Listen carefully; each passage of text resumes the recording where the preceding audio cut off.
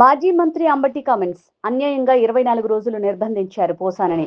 ఆయన ఏం మర్డర్ చేయలేదు, దొంగతనం చేయలేదు, దోపిడీ చేయలేదు. ఆయన చేసింది కేవలం మీడియాతో మాట్లాడారు.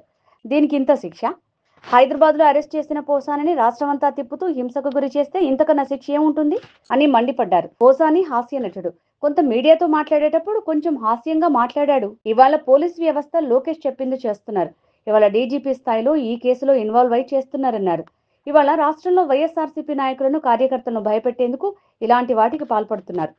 కృష్ణమురళి గారు ఒక ప్రముఖ సినిమా నటులు, రచయిత, దర్శకుడు కూడా. 24 రోజుల నిర్బంధం తర్వాత ఈరోజు గుంటూరు సబ్ జైలు నుంచి రిలీజ్ కాబడ్డారు. వాస్తవానికి ఆయన కూడా మాతో ప్రెస్ మీట్లో పాల్గొనేవాడు. కానీ న్యాయస్థానాలు ఇచ్చినటువంటి కండిషన్స్లో ఆయన ప్రెస్తో మాట్లాడకూడదు అనే ఒక కండిషన్ ఉంది. కాబట్టి గౌరవమైన కోర్టుల యొక్క ఆదేశాలను అనుసరించి వారు వెళ్ళారు. మేము ఈ సందర్భంగా కొన్ని మాటలు మాట్లాడదామని మేము ముందుకు రావటం జరిగింది. న్యాయవాదులం మేమందరం కూడా 24 రోజులు నిర్బంధంలో ఉన్నారు. ఆయన మర్డర్ చేయలేదు, దొంగతనం చేయలేదు, దోపిడీ చేయలేదు. మీడియా ముందు మాట్లాడాడు. మీడియా ముందు మాట్లాడింది అసభ్యంగా మాట్లాడాడట అని కేసు పెట్టారు. ముందు పెట్టిన కేసు నంది అవార్డ్స్ మీద. నంది అవార్డ్స్ ఒకే కులానికి ఇచ్చారు, నాకు నంది అవార్డు అవసరం లేదు అన్నందుకు ఒక కేసు పెట్టారు. ఆ తర్వాత మరొక చోట మరొక కేసు పెట్టారు. మొత్తం టోటల్గా నాకున్న సమాచారం మేరకు 18 కేసులు పెట్టారు. 2 ప్రెస్ మీట్లు పెడితే తెలుగుదేశం పార్టీ అధికారంలోకి వచ్చిన తర్వాత 18 కేసులు పెట్టారు. 24 రోజులు నిర్బంధం చేశారు. ఇంకో పార్సు వినాలి మీరు. 26వ తారీఖున హైదరాబాద్లో అరెస్ట్ చేస్తారు. అక్కడ నుంచి రైల్వే కోర్టుకు తీసుకొస్తారు. అక్కడ కోర్టులో పోటీ చేస్తారు. అక్కడ నుంచి నర్సాపేట తీసుకొని నర్సాపేట కోర్టులో పోటీ చేస్తారు. అక్కడ నుంచి గుంటూరు జైలుకి తీసుకొచ్చి గుంటూరు జైలులో పెట్టాల్సిన పరిస్థితి వస్తుంది. ఆ తర్వాత కర్నూలు తీసుకెళ్తారు. ఆ తర్వాత నంద్యాల అంటారు. నంద్యాల నుంచి విజయవాడ అంటారు. విజయవాడ నుంచి మళ్ళా కర్నూలు తీసుకెళ్తారు. మళ్ళా కర్నూలు నుంచి గుంటూరు తీసుకొస్తారు. ఇంతకన్నా శిక్ష ఏం కావాలి? ఆయన చేసిన నేరం ఏంటి? ఏమీ లేదు. మీడియాలో మాట్లాడాడు, మీడియాలో దూషించాడట. సరే, అది దూషించారా, దూషించడం తప్ప రైటా, అది విచారణ అనంతరం న్యాయస్థానాలు తేల్చుస్తారు. చూస్తున్నారు కదా ఇవాళ ప్రెస్ మీటుల్లో మాట్లాడేటటువంటి మాటలు. తెలుగుదేశం పార్టీ వారు ఎంత దౌర్భాగ్యంగా మాట్లాడారో వాళ్ళ మీద కేసులు ఉండవు. పాపం పోసాని కృష్ణమురళి గారు హాస్య నటుడిగా కూడా పనిచేశాడు. కాస్త హాస్యం పండించేటటువంటి మాటలు, లేకపోతే తన కుటుంబాన్ని తిడితే మళ్ళీ ఎదురు కుటుంబాన్ని తిట్టే మాటలు మాట్లాడి ఉండవచ్చునేమో. ఆయన్ని ఇంకొక గొప్ప పార్స్ చేస్తారు మధ్యలో పోలీసు వారు. పైనుంచి ఆదేశాలు వస్తాయి. పోలీసు వారు నేను అనదలుచుకోలేదు కూడా. ఎందుకంటే లోయర్ లెవెల్లో ఉన్న సిఐలు, డిఎస్పీలు వాళ్ళదేముంది పాపం. ఎస్పీలు కూడా ఏమీ లేదు. డిఐజీ దగ్గర నుంచి ఐజీ దగ్గర నుంచి నడుస్తుంది. ఆ డిఐజీ ఐజీలతోనేమో మన రెడ్ బుక్ రైటరు ఆయన పేరేంటి లోకేష్ గారు టచ్లో ఉంటాడు.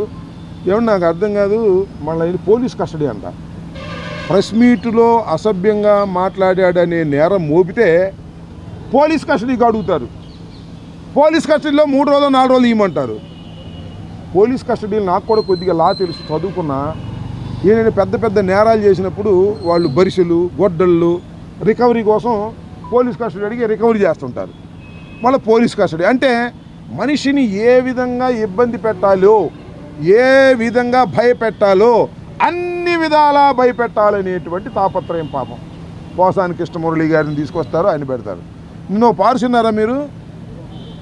వినుకొండలో ఈపూరు వైస్ ప్రెసిడెంట్ అంట, ఆయన తెల్లారగడ్డ ఎత్తుకుపోయారు.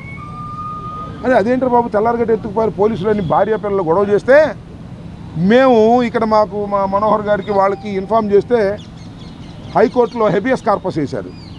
హెబియస్ కార్పస్ వేసి ప్లేడర్ వెళ్ళంగానే నోటీస్ ఇచ్చి పంపించారు, ఓ పిచ్చి కేసు పెట్టి. అసలు ఆయన చేసిన నేరం ఏంటో తెలుసా? వ్యంగ్యంగా మాట్లాడాడట, జోక్గా మాట్లాడాడట. ఆ వ్యంగ్యంగా జోక్గా ఏం మాట్లాడారు తెలుసా, మీరు చూసే ఉంటారు. ఏం మాట అంటే సూపర్ 6 అన్నీ వస్తున్నాయి అంటే వచ్చేస్తున్నాయి, నిన్నే వచ్చేసినాయి, మొత్తం సూపర్ 6 అన్నీ వచ్చేసినాయి. ఏమయ్యా ధరలు ఎలా ఉన్నాయి? వద్దులే, ధరలు ఎలా ఉన్నాయంటే మిర్చి ధర బ్రహ్మాండంగా ఉందండి, చంద్రబాబు నాయుడు గారి దయ వల్ల 42,000కి అమ్మానండి నేను క్వింటాల్ అన్నాడు. నేను 42,000 అమ్మటం ఏంటయ్యా, 11,000 కూడా ఊడుకుండా లేదండి, వీళ్ళకి అమ్ముకోవడం కుదిరిసాక చంద్రబాబు గారి పేరు చెబితే 42,000 కొనేశారండి అన్నాడు. అదేమంటే అన్నీ అమలు జరుగుతున్నాయండి అద్భుతంగా. అసలు ప్రీ బస్ ఎంత బ్రహ్మాండంగా ఉందండి. మామిడి రోజు ప్రీ బస్సులోనే వెళ్తుంది, మిరపకోతకి వెళ్తున్నారు అందరూ ప్రీ బస్సులోనే. అంటే మిరప తోటలకు వస్తున్నారంటే మిరప తోటగా రోడ్డు మీద దించి వెళ్ళిపోతున్నారంట, మళ్ళీ వచ్చినప్పుడు మీరు ప్రీ బస్ తీసుకొస్తున్నారంట. అంటే విమర్శ చేయితే ఎక్కడ అంటారోనని ఆయన ఏం చేశాడంటే వ్యంగ్యంగా విమర్శ చేశాడు. ఇంకో మాట అన్నాడన్నో, చంద్రబాబు నాయుడు గారు ఈ 5 సంవత్సరాలు కాదండి ఇంకా 40 సంవత్సరాలు ముఖ్యమంత్రిగా ఉంటాడు అన్నారు. పాపం ఆయన అడిగాడు మీలాంటి విలేకరి, ఆయనకు ఇప్పటికే 75 అయ్యా, ఇంకా 45 దాకా ఎట్లా ఉంటాడంటే ఉంటాడండి. చంద్రబాబు నాయుడు గారు మాత్రం ఇంకా 150 సంవత్సరాల వరకు ఆయనకు డోకా లేదు అన్నాడు. డోకా లేదంటే నేను చెప్పింది కాదు, ఆయన తోడేళ్ళుడు చెప్పాడు. మనం చూశారుగా మీరు సన్మాన సభలోనో ఆ పుస్తకం ఓపెనింగ్లోనో. మా చంద్రబాబు నాయుడు గారు మామూలుడు కాదు, ఇప్పుడు అదేది ఆర్టిఫిషియల్ ఇంటెలిజెన్స్ వస్తుంది, కొత్త సైంటిఫిక్ విధానాలు వస్తున్నాయి, చంద్రబాబు నాయుడు గారు ఇంకా కనీసం 4-5 సంవత్సరాలు ఆరోగ్యంగా ఉంటే 150 సంవత్సరాలకు బతకడం ఖాయం అని చెప్పాడు. అంటూ ఇంకో మాట అన్నాడు, అన్నాలంటే మళ్ళీ లోకేష్గా ఉన్న కోపం వచ్చిద్దేమో అని కూడా అన్నాడు. మరి అది వ్యంగ్యం కదా, దాని మీద కేసు బెటరా? పాపం అమాయకుడు వైస్ ప్రెసిడెంట్ ఆయన ఏదో వ్యంగ్యంగా మాట్లాడని ఆయన మీద తెల్లారిబడి తీసుకెళ్లారండి. దానికి హెబియస్ కార్పస్ వేయాల్సి వచ్చింది మేము. మళ్ళీ అమ్మటే ఓ పిచ్చి కేసు ఒకటి పెట్టి 41 నోటీస్ ఇచ్చి తూచ్ అని మళ్ళీ పంపించారు. నేను మనవి చేస్తున్నా, ముఖ్యంగా పోలీసు వారికి మనవి చేస్తున్నా, ఈ రాష్ట్రంలో తెలుగుదేశం కూటమి అధికారంలోకి వచ్చి 9 మాసాలు అయిపోయింది, ప్రభుత్వ వ్యతిరేకత పెరుగుతుంది. మీరు చేసేటటువంటి దుర్మార్గమైన కార్యక్రమాల ద్వారా ప్రజలు విసుగు చెందుతున్నారు. నెంబర్ 1, ఇచ్చిన వాగ్దానాలు నిలబెట్టుకోలేరు. మీరు ఇచ్చిన వాగ్దానాలు నిలబెట్టుకోలేని అసమర్థ పరిపాలన అని ఎవడైనా అంటే వాడిని తీసుకెళ్ళి బొక్కలేస్తారు. ఎవరి ద్వారా వేస్తారు? ఎస్ఐ, సిఐ, డిఎస్పీలు ఆ లెవెల్లో చెబుతున్నా. అయిపోయింది తెలుగుదేశం పని, మళ్ళీ వచ్చేది మా ప్రభుత్వమే గుర్తుపెట్టుకోమని మనం చేస్తున్నా. ఇప్పుడు ఎవరైతే డిఐజీలు, ఐజీలు చెబితే మీరు చేస్తారో వాళ్ళందరినీ గుర్తుపెట్టుకుంటాం. ప్రైవేట్ కంప్లైంట్స్ కూడా వేస్తాం. ఈ కేసులు రుజువు కాకపోతే, కేసు పెట్టారు కదా పోసాని గారి మీద 18 కేసులు, రుజువు కాకపోతే మళ్ళీ వారి మీద కూడా మేము కేసులు పెడతాం. ఎవరైతే డీఫాక్టో కంప్లైంట్ ఉంటాడో అతని మీద పెడతాం, ఎవరైతే పోలీసులు దానికి సహకరించారో వారి మీద కూడా కేసులు పెడతాం. నేను మనవి చేస్తున్నా, మా legal team is very strong. ముఖ్యంగా గుంటూరులో ఉన్న లీగల్ టీం, తాడేపల్లిలో ఉన్న లీగల్ టీం చాలా స్ట్రాంగ్గా ఉంది. ఎవరిని ఎప్పుడు అర్ధరాత్రి వచ్చి ఎత్తుకుపోయినా తక్షణమే ఫోన్ చేయండి, ఇమీడియట్గా లీగల్ టీం వచ్చేస్తుంది. పోలీసులు ఎంతమంది ఉన్నారో వాళ్ళకన్నా డబల్ ఉన్నారయ్యా మా న్యాయవాదులు, గుర్తుపెట్టుకోమని మనం చేస్తున్నాం. ఒక పోలీస్ స్టేషన్ ఉంటుంది ఊళ్ళో, కానీ ఆ ఊళ్ళో మా న్యాయవాదులు మాత్రం 100 మంది ఉంటారు, గుర్తుపెట్టుకోమని మనం చేస్తున్నా. కాబట్టి ఒక లీగల్ వ్యవస్థ మాకున్నది. జగన్మోహన్ రెడ్డి గారి కోసం తప్పించేటటువంటి న్యాయవాదులు ఉన్నారు. ఎక్కడ అన్యాయం జరిగినా, ఎక్కడ అక్రమం జరిగినా ఇమీడియట్గా వచ్చేస్తాం, గుర్తుపెట్టుకోమని మనం చేస్తున్నా. ఇవాళ పోసాని కృష్ణమురళి గారిని 26వ తారీఖున అరెస్ట్ చేస్తే ఆ రోజు నుంచి ఈ రోజు వరకు మా లీగల్ టీం వెంటబడుతూ వచ్చింది. 18 కేసులు పెడితే దానిలో 6 కేసుల్లో బెయిల్ తీసుకుంది. మిగతా కేసుల్లో నోటీస్ ఇచ్చి పంపవలసిందిగా హైకోర్టు దాకా వెళ్ళి చేశాం. ఎప్పుడో బెయిల్ రావాలి. నిజానికి వారం రోజుల క్రితమే రిలీజ్ అవుతాడు ఉంటే సిఐడి వాళ్ళు మళ్ళీ కేసు పెట్టారు. టక్కన ఒక కేసు పెట్టించు లోపలేసేయటం. ఇవాళ మాకు కూడా ఉత్కంఠత, అసలు వదులుతారో వదలరో, మళ్ళీ ఇంకొక పీటీ వారెంట్ తీసుకొస్తారేమో, లేకపోతే బయటకు వస్తే టక్కన ఎక్కించుకు వెళ్ళిపోతారేమో, ఇలాంటి దుర్మార్గమైనటువంటి రాజకీయాలు చేస్తారేమో, దుర్మార్గమైనటువంటి నిర్బంధాలు చేస్తారేమోనని పొద్దున్న నుంచి ఎదురు చూస్తున్నాం. ఇదిగో పావు గంటకు వదులుతాం, ఇదిగో అరగంటకు వదులుతాం, చివరికి 4:30కో 5:00కో వదిలేరు. సురక్షితంగా పాపం వెళ్ళిపోయాడు. లేకపోతే ఇవాళ కూడా ఎక్కడన్నా తీసుకెళ్ళిపోతారేమో ఈ పోలీసు వారు అనేటువంటి భావన, భయం కలిగింది. నేను ముఖ్యంగా మనవి చేస్తున్నా, పోలీసు వ్యవస్థ గుర్తుపెట్టుకోండి, మీరు ఇష్టం వచ్చినట్టుగా చట్ట వ్యతిరేకంగా ప్రవర్తిస్తే న్యాయస్థానాలకు సమాధానం చెప్పుకోవాలి. మీకు డిఐజీ చెప్పినా, ఐజీ చెప్పినా, లేకపోతే డీజీపీ చెప్పినా, మీ ఎస్పీ చెప్పినా వాళ్ళు చెప్పినట్టుగా మీరు కోర్టులో చెప్పలేరు. హెబియస్ కార్పస్ పడేస్తాం, ప్రైవేట్ కంప్లైంట్స్ పడేస్తాం. జాగ్రత్త అని పోలీసులకి ఈ సందర్భంగా హెచ్చరిస్తున్నా. మీరు చట్ట పరిధిలో పని చేయవలసిందే.